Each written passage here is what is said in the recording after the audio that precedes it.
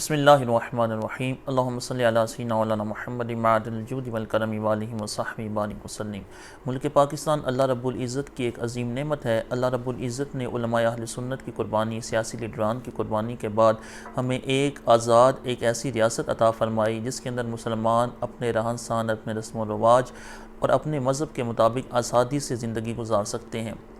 اس آزاد ریاست کے پیچھے ہزاروں قربانیاں ہیں، ہزاروں شہیدوں کا خون ہے۔ 14 اگست کا دن ہمیں ان ہزاروں شہداء کی یاد دلاتا ہے، ان ہزاروں لوگوں کی یاد دلاتا ہے کہ جنہوں نے اس ملک کو بنانے کی خاطر قربانیاں دیں۔ پاکستان کی بنیاد دو قومی نظریہ ہے۔ دو قومی نظریے کا معنی یہ ہے کہ مسلمان اور ہندو کو کفار یہ دو علیحدہ علیحدہ نظریات والے لوگ ہیں، یہ کبھی بھی ایک نہیں ہو سکتے۔ ان کا رہن سہن، ان کا رسم و رواج اور ان کے تمام معاملات ایک دوسرے سے جدا ہیں۔ دو قومی نظریے کی بنیاد یہ قرآن و سنت ہے۔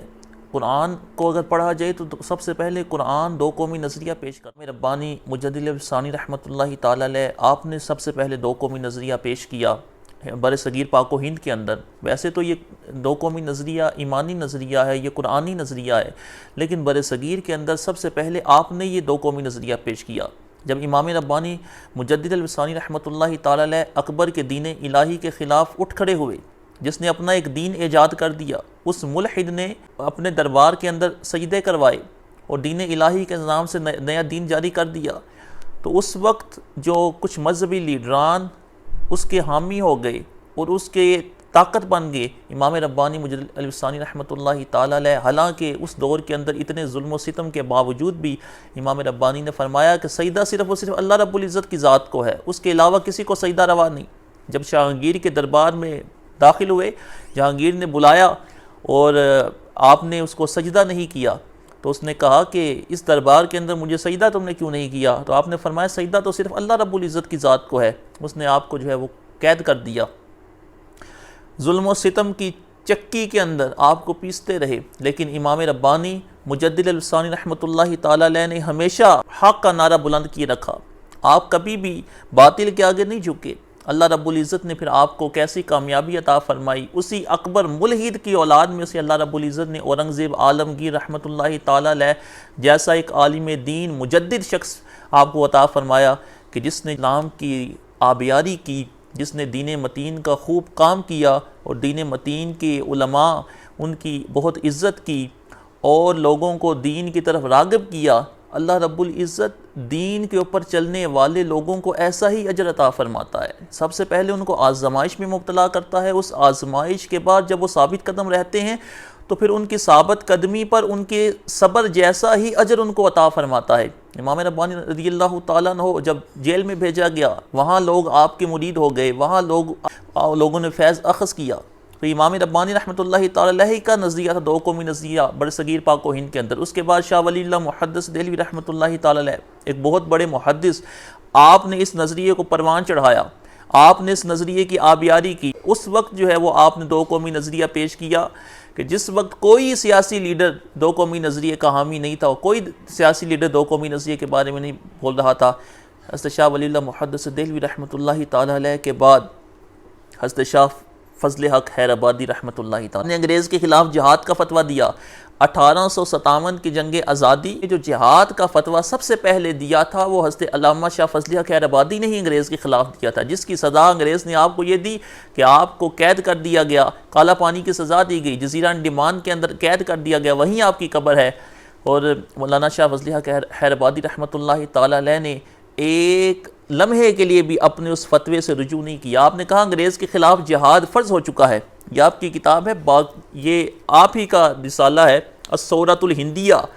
جس کا ترجمہ کیا گیا ہے باغی ہندوستان کے نام سے۔ الثورۃ الہندیہ کے اندر آپ نے یہ باقاعدہ بتایا ہے کہ انگریزوں نے اس جزیرہ انڈمان کے اندر کیسے کیسے آپ کے اوپر ظلم کیے، کیسے ظلم و ستم کیے،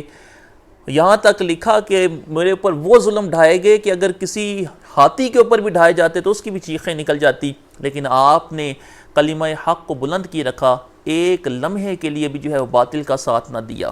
حضرت علامہ شاہ فضل حق حیر آبادی رحمۃ اللہ تعالی علیہ، آپ کے ساتھ مفتی صدر الدین آزردہ، اس کے علاوہ علامہ سید کفایت علی کافی رحمۃ اللہ تعالی علیہ کو مراد آباد کے اندر پھانسی دی گئی۔ اسی فتوے کی پاداش کے اندر جو کہ علامہ فضل حق خیر آبادی کا فتویٰ تھا، اور اس کے اوپر ان سارے علماء نے دستخط کیے تھے۔ علامہ سید کفایت علی کافی کو جو ہے مراد آباد میں سر عام پھانسی دی گئی، اور اسی وقت آپ نے کہا تھا جب پھانسی کے لیے لے جانے لگے تو اس وقت آپ یہ پڑھتے ہوئے، اپنی یہ ربائی پڑھتے ہوئے جا رہے تھے، کوئی گل باقی رہے گا نہ چمن رہ جائے گا، پر رسول اللہ کا دین حسن رہ جائے گا۔ تو علامہ سید کفایت علی کافی کو یہ سزا دی گئی۔ علامہ عنایت احمد کاکوروی رحمۃ اللہ تعالی علیہ، ان کو جو ہے وہ سزائیں دی گئی۔ اس کے علاوہ بلکہ اس 1857 کی جنگ آزادی جو کہ ملک پاکستان کو بننے کا پیش خیمہ تھی، 1857 کی جنگ آزادی، اس وقت کے علماء جو اس کے اندر شامل ہوئے اور انگریز کے خلاف فتویٰ دیا،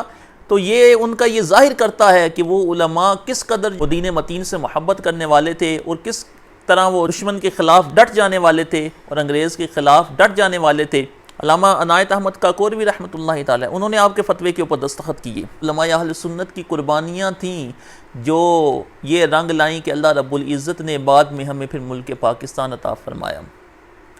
اگر آپ چاہتے تو یہ کہہ دیتے نہیں، جو میں نے فتویٰ دیا ہے میں اس فتوے سے رجوع کرتا ہوں، لیکن آپ نے رجوع نہیں کیا۔ جزیرہ انڈمان کے اندر ہی،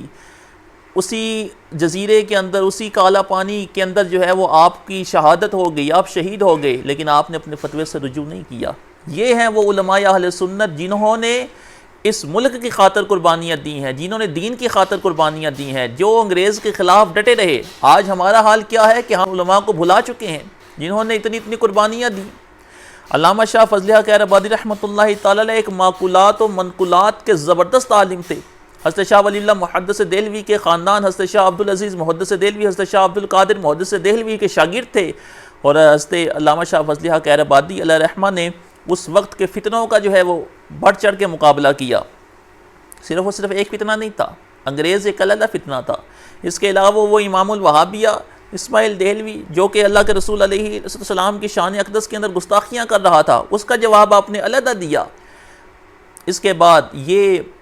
آپ کی قربانیاں ملک پاکستان کے وجود کا پیش خیمہ بنی۔ ملک پاکستان بنانے میں کس کا سب سے بڑا کردار ہے؟ ملک پاکستان کو بنانے میں بھی سب سے بڑا کردار یہ علماء اہل سنت کا ہے۔ علامہ اقبال نے جو خواب دیکھا تھا، وہ تو علامہ اقبال سے پہلے ہی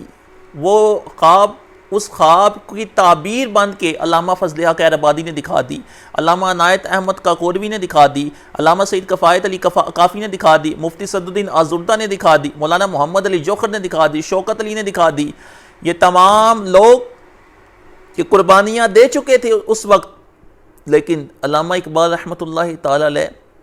انہوں نے جب ملک پاکستان کے لیے جد و جہد کی اور قائد اعظم محمد علی جناح رحمۃ اللہ تعالی علیہ ان کو آگے پیش کیا گیا، تو ہماری تاریخ میں صرف یہی رہ گیا، ہم نے صرف شروع سے یہی پڑھا کہ یہ پاکستان علامہ اقبال کا خواب تھا اور قائد اعظم نے اس خواب کو جو ہے وہ شرمندہ تعبیر کیا۔ ہماری تاریخ اس بات سے خالی ہو گئی کہ اس ملک کو بنانے کے اندر علماء اہل سنت کی قربانیاں کتنی شامل ہیں۔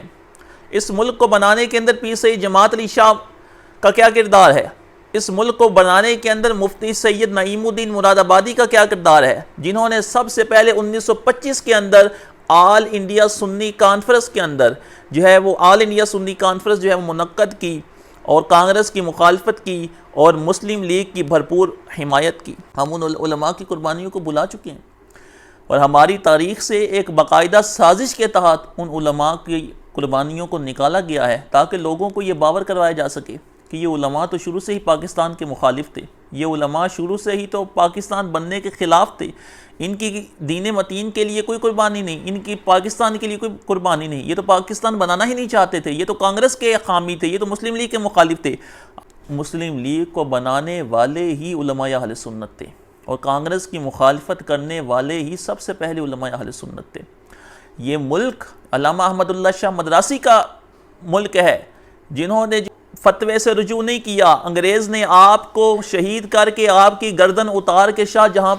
جہاں پور کے چوک پہ لٹکا دی، لیکن علامہ احمد اللہ شاہ مدراسی نے انگریز کے خلاف بغاوت کا فتویٰ دیا تھا، اس فتوے کے اوپر قدم رہے۔ یہ ان علماء کی قربانیوں کے بعد یہ پاکستان وجود کے اندر آیا ہے، اور ہزاروں عورتوں کی عصمت دری کی گئی، ہزاروں علماء کو شہید کیا گیا، بلکہ یہاں تک آتا ہے کہ 1857 کی کی جنگ آزادی میں اس وقت جو ہے وہ 5 لاکھ لوگوں کو شہید کیا گیا، 3000 افراد کو قید کیا گیا اور سینکڑوں علماء کو جو ہے وہ شہید کیا گیا۔ یہ اعلیٰ حضرت رحمۃ اللہ تعالی علیہ، جن کے بارے میں آج کچھ لوگ یہ کہتے پھرتے ہیں کہ یہ تو انگریز کے حامی تھے، یہ تو انگریز کو ماننے والے تھے، یہ تو انگریز کی حکومت کو تسلیم کرنے والے تھے۔ جب جو ہے وہ گائے کی قربانی کا مسئلہ آتا ہے تو سیدی اعلیٰ حضرت اللہ تعالیٰ جب یہ کہا گیا کہ ہندو کو تکلیف ہوتی ہے گائے کی قربانی کرنے کی وجہ سے، اعلیٰ حضرت نے فرمایا اب تو گائے کی قربانی ضرور کرنی چاہیے، آپ تو گائے کی قربانی بالکل نہیں چھوڑنی۔ فتاوی رضویہ کے اندر باقاعدہ آپ کا پورا رسالہ موجود ہے اس بات کے اوپر کہ جب حسین احمد مدنی انہوں نے یہ ممبر کے اوپر بیٹھ کے کہا ملتیں تو اوطان سے بنتی ہیں، تو علامہ اقبال رحمۃ اللہ تعالیٰ کا ارمغانی حجاز کے اندر یہ آپ کے اشعار موجود ہیں۔ اس وقت علامہ اقبال دیوبند کے شیخ الاسلام، جن کی یہ کتاب ہے نقش حیات کے نام سے، حسین احمد مدنی کے بارے میں کہا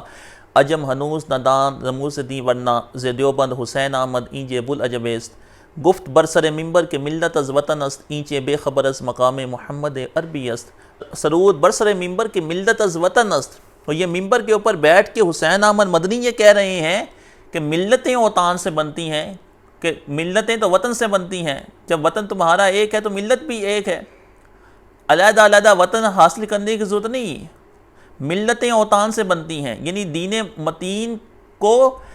انہوں نے ایک وطن کے اندر جو ہے وہ منضبط کرنے اور بند کرنے کا جو ہے بات کی، تو علامہ اقبال رحمۃ اللہ تعالی سے بھی نہ رہا گیا۔ علامہ اقبال نے ان کی باقاعدہ شدید مخالفت کی۔ کتاب ہے جی چودھری حبیب احمد صاحب کی تحریک پاکستان اور نیشنلسٹ علماء۔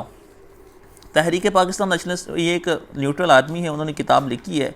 اس کے اندر باقاعدہ انہوں نے صفحہ نمبر 710 اور صفحہ نمبر 882 اور 883 کے اوپر لکھا ہے قائد اعظم کو کافر اعظم کہا گیا، اور کہا گیا کہ پاکستان کی پے بھی نہیں بننے دینی، اور پاکستان کو پلیدستان کہا گیا،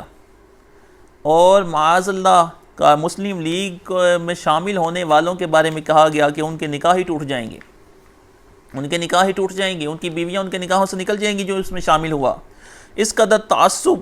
جو ہے وہ پھیلا دیا گیا، تو یہ کس کی جانب سے تھا؟ یہ چودھری حبیب احمد صاحب نے باقاعدہ وضاحت کے ساتھ لکھا ہے کہ ان میں کوئی بھی علماء اہل سنت نہیں تھا، صرف چند گنتی کے لوگ تھے۔ شبیر احمد عثمانی صاحب کے بارے میں کہا جاتا ہے کہ وہ جو ہے وہ مسلم لیگ کی حمایت میں تھے، باقی سب جو ہے وہ علماء دیوبند کے بارے میں وہ خود باقاعدہ اقرار کرتے ہیں کہ وہ بالکل پاکستان بننے کے حق میں نہیں تھے۔ اور آج وہی لوگ 14 اگست آتا ہے اور کہتے ہیں کہ یہ پاکستان تو بنایا ہی ہمارے بزرگوں نے۔ مکالمۃ الصدرین کتاب ہی پڑھ لیں، کچھ نہیں پڑھ سکتے تو مکالمۃ الصدرین جو ان کی اپنی ہی لکھی ہوئی ہے اس کو ہی پڑھ لیا جائے۔ 600 روپیہ جو ہے وہ شریف تھانوی صاحب کو انگریز کی طرف سے باقاعدہ ماہواری آتی تھی۔ سیرت الرشید کے اندر باقاعدہ یہ موجود ہے، سرکار ہماری مالک ہے، ہم نے سرکار کے خلاف بغاوت نہیں کی، ہم مر بھی گئے تو کیا ہے، سرکار مالک ہے، جو اختیار ہے چاہے کرے، ہم نے انگریز کے خلاف بغاوت نہیں کی۔ باقاعدہ ان کا کوئی حصہ ہی نہیں تھا، اور وہ انگریز کے خلاف جہاد کرنے کو ہی جو ہے وہ ناجائز و حرام سمجھتے تھے۔ تو آج اس بات کو سمجھنے کی ضرورت ہے کہ ہماری تاریخ کو مسح کیا جا رہا ہے، جو لیڈر نہیں تھے ان کو لیڈر بنا کے پیش کیا جا رہا ہے، اور جو لیڈر تھے ان کو ہمارے وطن قرار دیا جا رہا ہے۔ ان کو یہ کہا جا رہا ہے کہ ان کا تو اس ملک کو بنانے کے اندر کوئی کردار ہی نہیں تھا۔ اللہ رب العزت ہم سب کو سمجھ کی توفیق عطا فرمائے۔ یہ ملک پاکستان قائم رہنے کے لیے بنا ہے۔ 14 اگست کا دن ہمیں یہ بتاتا ہے کہ یہ آزادی صرف ایک ملک کی آزادی نہیں، یہ نسلوں کی آزادی ہے، ذہنوں کی آزادی ہے، یہ ہمارے رسم و رواج، ہمارے دین اور ہماری دین سے محبت، یہ اس کو ظاہر کرتی ہے کہ تم اب جو اپنے دین کے مطابق بہتر سمجھتے ہو تم اس ملک میں کر سکتے ہو۔ لیکن آج بھی بڑی افسوس سے کہنا پڑ رہا ہے ہمیں اپنا ملک آزاد نظر نہیں آ رہا، ہمیں ایسا ہی لگ رہا ہے کہ یہ ملک ابھی بھی غلامی کی زنجیروں کے اندر جکڑا ہوا ہے، اور جب تک یہ قوم خود نہیں جاگتی اور ایسے لوگوں کا انتخاب نہیں کرتی کہ جو واقعی اللہ کے رسول علیہ السلام کی محبت سے سرشار ہوں، اللہ رب العزت کا خوف ان کے دلوں میں ہو، جب تک ایسے لوگوں کو آگے نہیں لایا جاتا تب تک جو ہے وہ ملک پاکستان کے اندر ترقی نہیں آ سکتی۔ جب تک جو ہے وہ نظام مصطفیٰ صلی اللہ علیہ وسلم کا اس ملک کے اندر نفاذ نہیں ہوگا تب تک جو ہے وہ ترقی کی کوئی بھی امید نہیں ہے۔ اللہ رب العزت فرماتا ہے ان اللہ لا یغیر ما بقوم حتی یغیر ما بانفسہم، اللہ تعالیٰ کسی قوم کی حالت اس وقت تک نہیں بدلتا جب تک کہ وہ خود اپنی حالت بدلنے کے لیے تیار نہ ہو جائیں۔ اللہ رب العزت سمجھ کی توفیق عطا فرمائے، آمین بجاہ نبی الامین صلی اللہ تعالی علیہ وسلم۔